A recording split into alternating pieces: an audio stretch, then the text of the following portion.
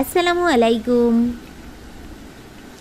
সকাল থেকে সন্ধ্যা পর্যন্ত আমার এই যে রুটিন শুরু হয়ে গেছে।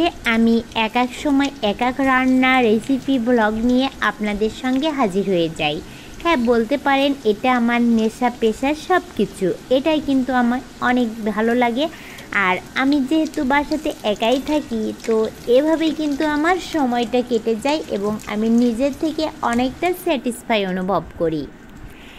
একটু একটু করে ভিডিও এডিটিং করতে কিন্তু অনেক সময় লাগে। আর এই এডিটিং করাটা কিন্তু মানে খুব একটু মুখের কথা নাই। যারা জানেন তারা জানেনই, আর যারা জানেন না তাদেরকে বলছি। অনেকেই বলেন যে এটা আর কি, ভিডিও করেই ছেড়ে দিলাম। আসলে না, এই ভিডিওটা তৈরি করার পরে ভিডিও এডিটিং করা লাগে, তারপরে ভিডিওর ভয়েস দেওয়া লাগে, জাস্ট অনেক কিছুই কিন্তু এর পিছনে সময় দেওয়া লাগে। যেহেতু আমি ফ্রি থাকি তার জন্য কিন্তু এটা করি।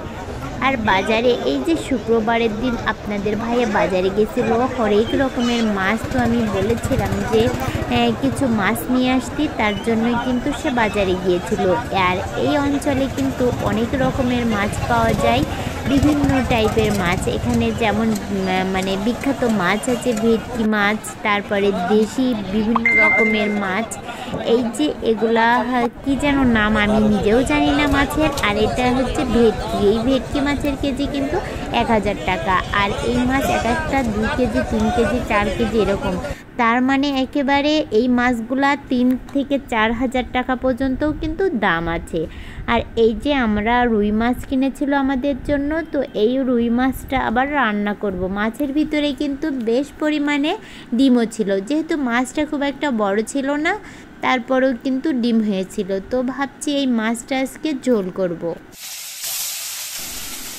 তারপরে এই যে তেল দিয়েছি, তেল দেওয়ার পরে মাছগুলো আমি একটু ভালো করে ভেজে নিচ্ছি। মাছ রান্না করব আর মাছের ডিমটা ভাজি করব। এই মাছটা আমি আলু পটল দিয়ে রান্না করছি।